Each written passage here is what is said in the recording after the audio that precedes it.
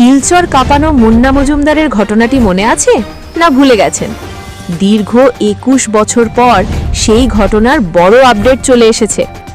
শিলচর কাঁপানো মুন্না মজুমদার হত্যাকাণ্ডে যাবজ্জীবন কারাদণ্ড সুরানা গার্মেন্টসের কর্ণধার সহ ২ কর্মীর। হ্যাঁ, সত্যিই শুনেছেন। দীর্ঘ ২১ বছর পর ঘোষণা করা হলো শিলচর কাঁপানো মুন্না মজুমদার হত্যা মামলার রায়। দোষী সাব্যস্ত হলেন শিলচরের বস্ত্র বিপণী সুরানা গার্মেন্টসের কর্ণধার ধনরাজ সুরানা এবং তার প্রতিষ্ঠানের ২ কর্মী রতন দেবনাথ এবং রিস্ক দেব ওরফে মধুসূদন দেব। বুধবার কাছাড়ের অ্যাডিশনাল সেশন জাজ ফাস্ট ট্র্যাক কোর্ট বঙ্কিম শর্মার আদালত ৩ অভিযুক্তের যাবজ্জীবন কারাবাসের সাজা শোনায়। বস্ত্র ব্যবসায়ী ধনরাজ শহরের কমপ্লেক্সের বাসিন্দা। অন্যদিকে জানিগঞ্জ এলাকার স্বরূপা রতন এবং রিঙ্কু দুজনেরই বাড়ি উধারবন্দে।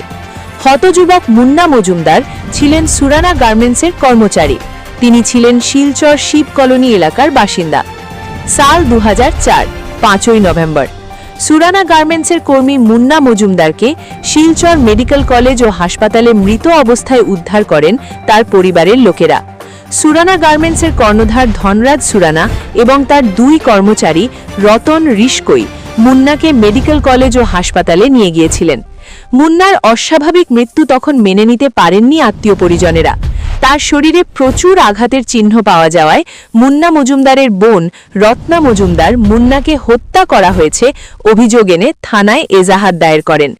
এতে অভিযুক্ত করা হয় ধনরাজ, রতন ও রিঙ্কুকে।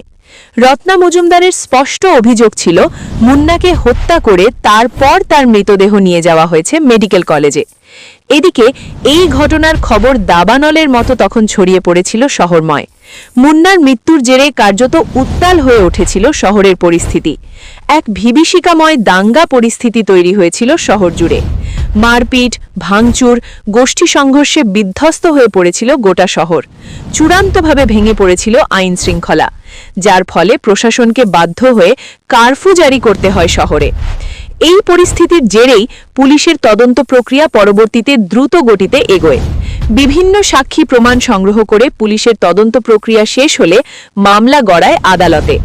দীর্ঘ ২১ বছর বিচার প্রক্রিয়া শেষে বুধবার আদালত এই চাঞ্চল্যকর রায় ঘোষণা করে। এতে ধনরাজ, রতন এবং রিঙ্কুকে ভারতীয় দণ্ডবিধির ৩০২/৩৪ ধারায় দোষী সাব্যস্ত করে যাবজ্জীবন কারাবাসের সাজা শোনানোর পাশাপাশি জনপ্রতি ২০,০০০ টাকা করে জরিমানা করা হয়েছে। জরিমানা অনাদায়ে তাদের ভোগ করতে হবে আরও ৬ মাস করে কারাদণ্ড। এদিকে দীর্ঘ বছর পর রায়